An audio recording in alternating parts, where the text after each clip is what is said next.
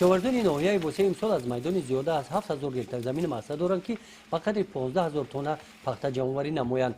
аз рӯзҳои мусоиди ҳавои тирамоҳ истифода намуда барои саривақт ба беталаф ҷамъоварии усули пахта чораҳои саривақтӣ андешида шуданд.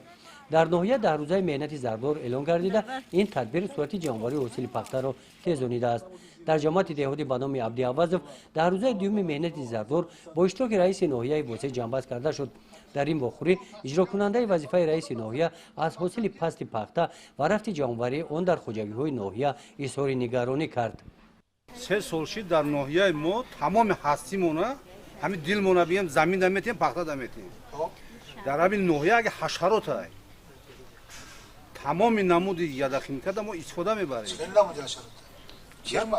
ҳашаҳай кирмай ягон результат надод. доро ҳамаш доро фаршивиянд. доро фаршив дар ин вохӯрӣ ҳамчунин кормандони соҳаи маориф, раисони кумитаҳои маҳалла, собиқадарони меҳнат ва фарони рӯзгордида иштирок доштанд.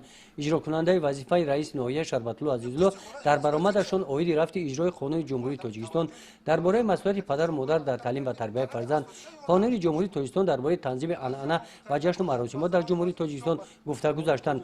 аз падару модарон даъват ба амал оварданд ки дар таълим ва тарбияи фарзандон масъулияти бештар дошта бошанд.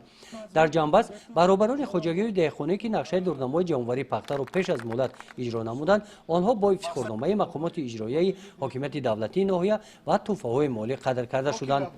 гузориши хоҷа Назриев, Худойназар Зуҳуров аз ноҳияи Восе барои барномаи иттилооти Навид.